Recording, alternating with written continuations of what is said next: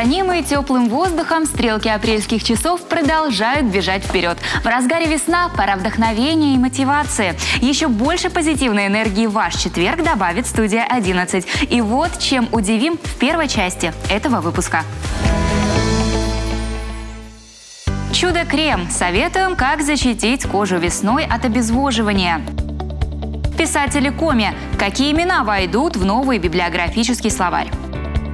Аддитивное производство. Что это и где этому обучают? Согнать усталость с лица. Не так-то это и просто, особенно сейчас, когда тело переживает сезонную трансформацию. Наша кожа, отмечают косметологи, еще не оправилась от зимних холодов, отчего сильно подвержена обезвоживанию. Чтобы этого не допустить, гуру красоты советуют использовать солнцезащитные кремы. Они блокируют вредные ультрафиолетовые лучи. Избыток солнца чреват сухостью, пигментацией и даже преждевременным старением кожи. Такие сюрпризы уж точно никому не нужны. Поэтому свой следующий выход на улицу обязательно начните с нанесения солнцезащитного крема.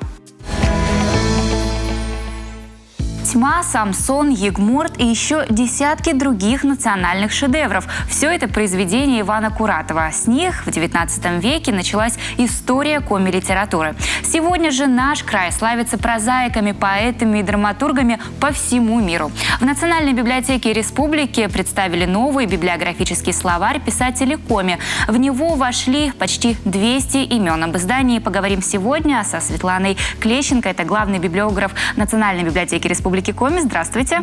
Здравствуйте. Расскажите, пожалуйста, вот про данный словарь. Нам известно, что это переиздание, то есть его выпустили в далеком уже 1996 году, а сейчас вы его дополнили.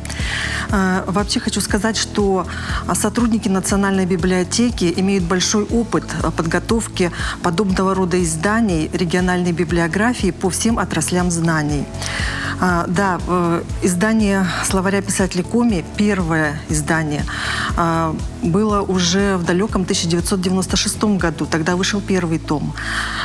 Затем, через 5 лет, в 2001 году, появился второй том. И, конечно же, прошел очень большой отрезок времени.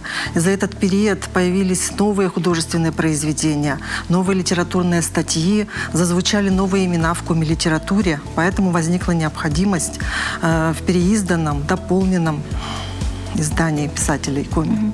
И сколько же имен насчитывается в словаре?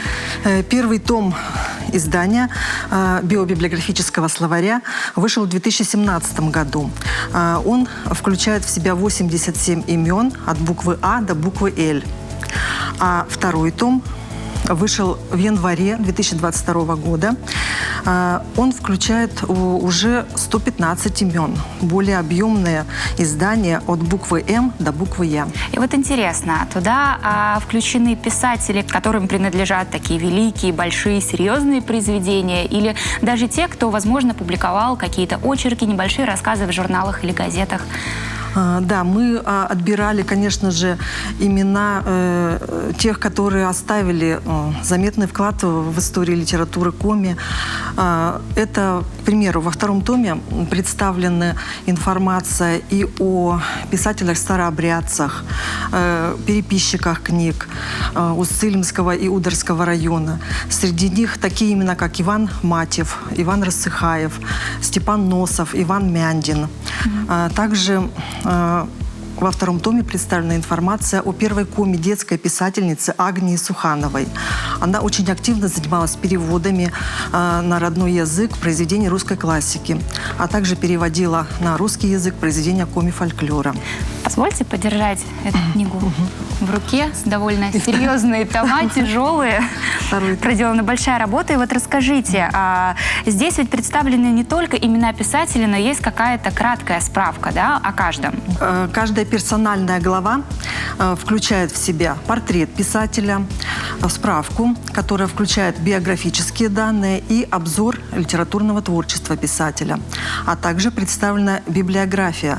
То есть библиография включает включает произведения самого писателя, которые выходили как отдельными изданиями, так и были опубликованы в журналах и сборниках. Это будет очень интересно школьникам прежде всего, да, те, кто только постигает литературу в раннем возрасте.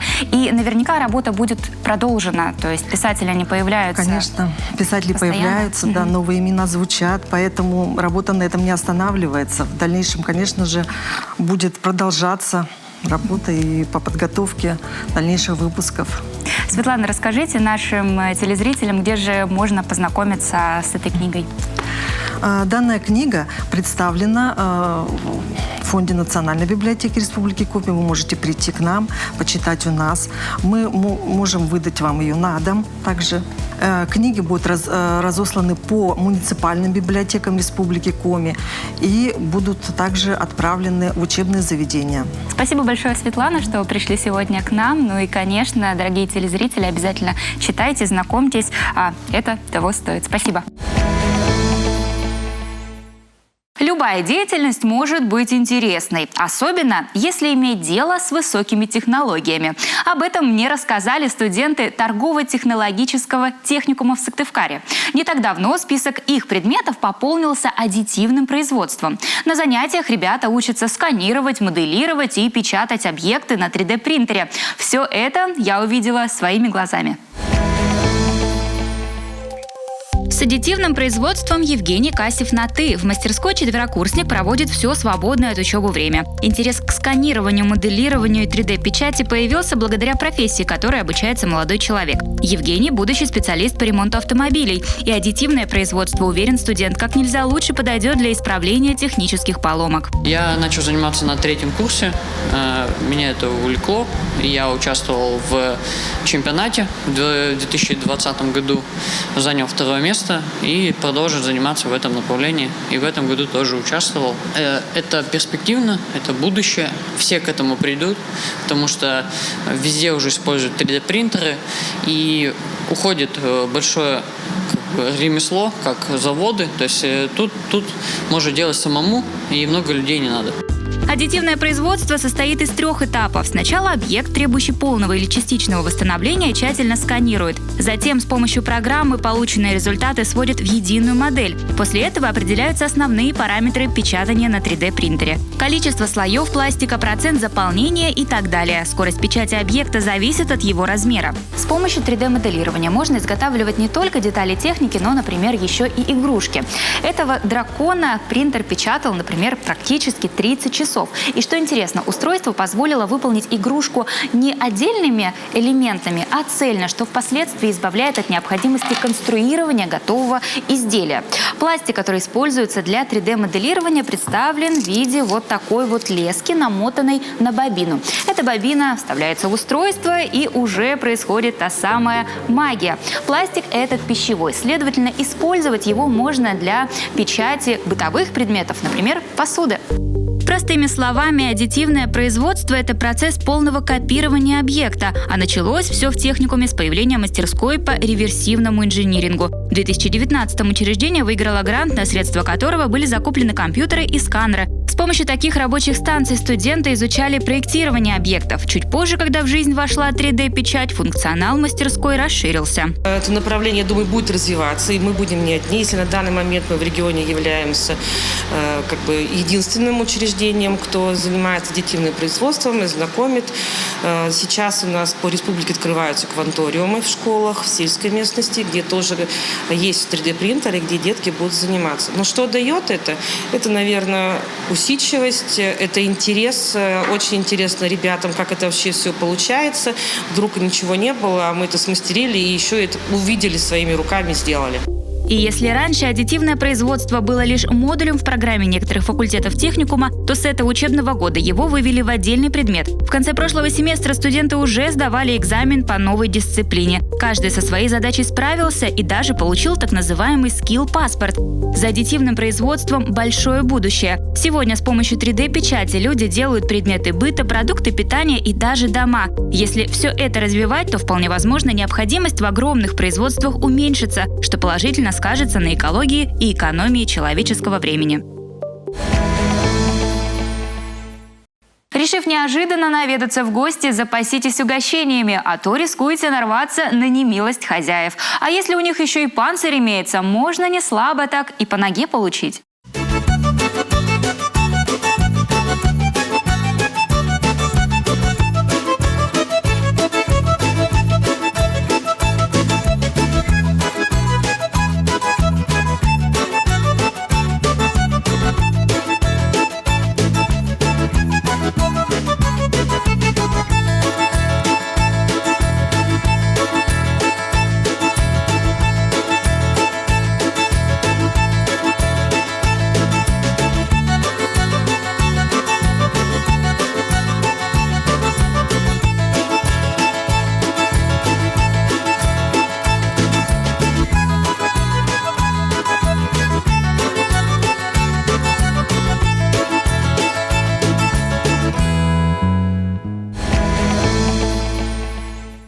Мы подобрались к экватору нашей программы. Самая интересная студия 11, как всегда, приберегла на вторую 10-минутку. Так что не переключайтесь.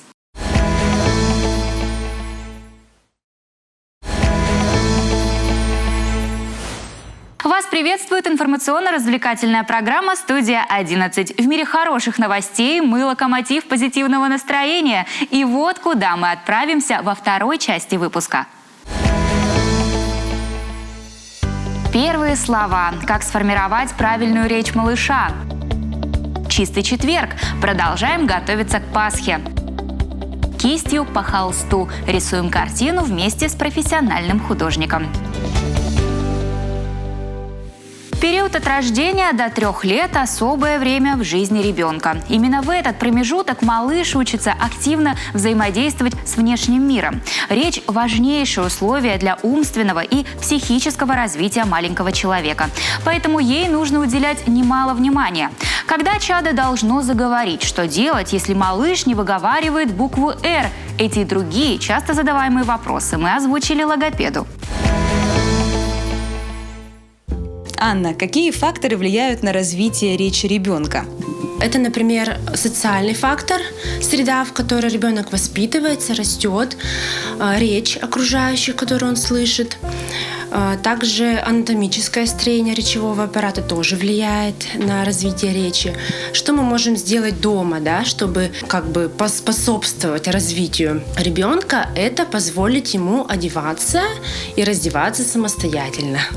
Потому что крупномоторный план – это все связано с речью. Позволить ему самостоятельно пить из кружки, есть с ложки. То есть не делать за ребенка, а позволить ему самостоятельно выполнять вот эти все крупные действия, движения. На самом деле, я думаю, не только для меня, но и для многих наших телезрителей сейчас было большим удивлением узнать, что речь тесно связана с обыденными вещами, которые ребенок делает, но к этому мы вернемся. Сейчас предлагаю поговорить о вопросах актуальных. Звук «Р».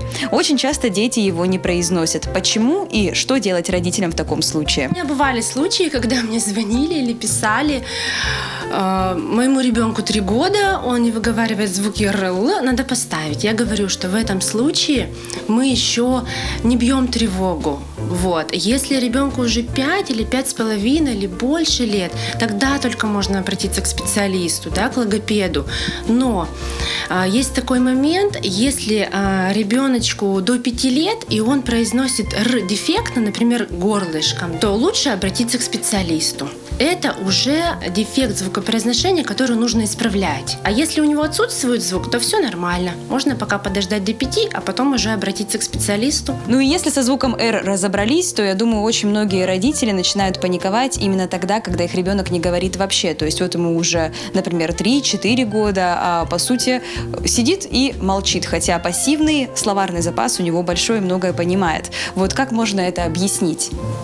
Если вы имеете в виду фразу, то она формируется в 1,5-2 года. В этом же возрасте происходит осмысление слов. То есть «биби», например, это уже машина. Мы можем сказать, что гуление, лепит – это тоже речь. Фраза формируется в 1,5-2 года. Многие родители, они предугадывают желание ребенка. Например, ребенок показал да? А родитель, он, допустим, предлагает ему варианты ответов, ну, либо предугадывает за него, уже знает наперед, что он хочет, и дает ему это. То есть у ребенка даже нет мотивации сказать, зачем ему говорить, если за меня уже все сделали, да?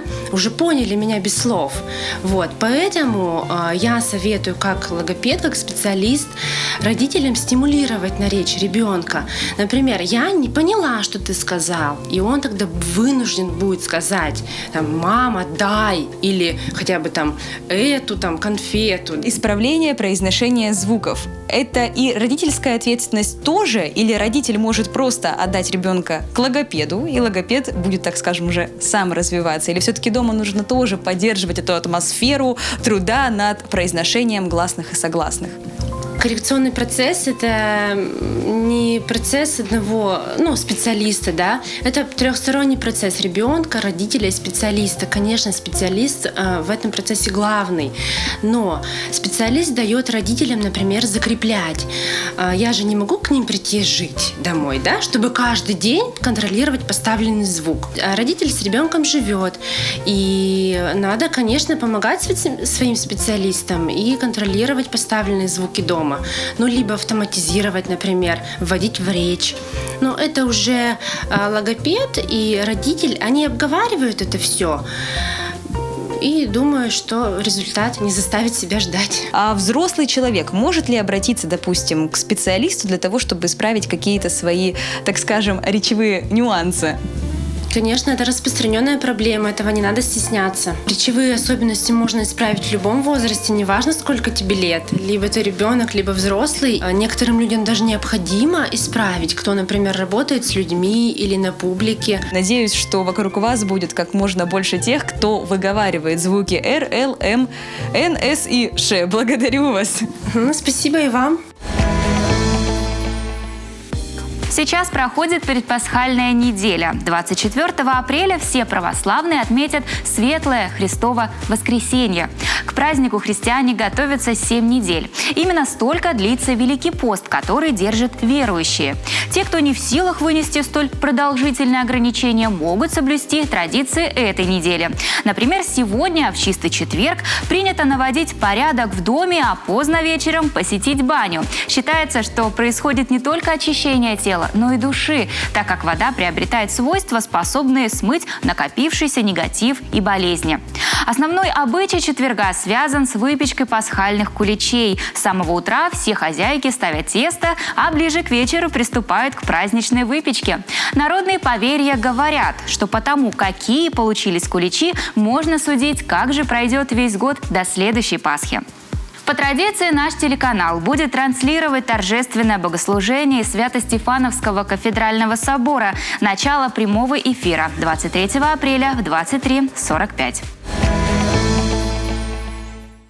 Доказано, что именно весной у многих просыпается любовь к изобразительному искусству. И если вы, как и я, в рисовании полный новичок, лучше обратиться за помощью к профессиональному художнику.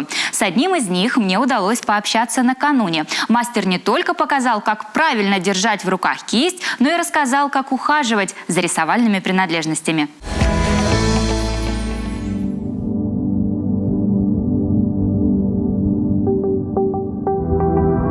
Картина была, скажем так, задумана 8 марта. Идея была такова, что то есть название картины «Морозная мимоза». Еще был мороз на улице, то есть окна, я представлял, что окна еще покрыты изморозью. Какой-то рисунок из этого получается, но тем не менее уже есть мимоза на 8 марта. В общем-то, сначала модель нашел, то есть решили, как ее одеть. У нас вот есть дежурная шуба, дежурный платок. Все это принесли, все это продумали, как это сесть. И потом уже сначала карандашный набросок, потом уже прорисовывается лицо. Все остальное это уже производное. Можно пальцем нарисовать, можно губкой рисовать, можно да чем угодно. Знаете, как у Остапа Бендера в «Золотом теленке», когда он там пришел в поселок, а там одни художники в поселке. Одним маслом рисуют, вторые там еще чем-то, третий там овсом. Ну, почем картина? Ну, там 100 рублей. До Ракныча я вез. Поэтому это без разницы. Я использую масляные краски, соответственно, растворитель, кисти. В основном работаю кистями универсальные. Это щетина. В зависимости от задачи они бывают разного размера. За масляные кисточки потом отмоются обычным растворителем, отмываются, утираются, потом промываются с мылом. Ну, акрил есть, она самая такая новая краска, она достаточно популярная, она очень яркая, и люди, в общем-то, любят ею пользоваться, акрилом. То есть у каждой краски есть свои какие-то плюсы, какие-то минусы, кому что нравится.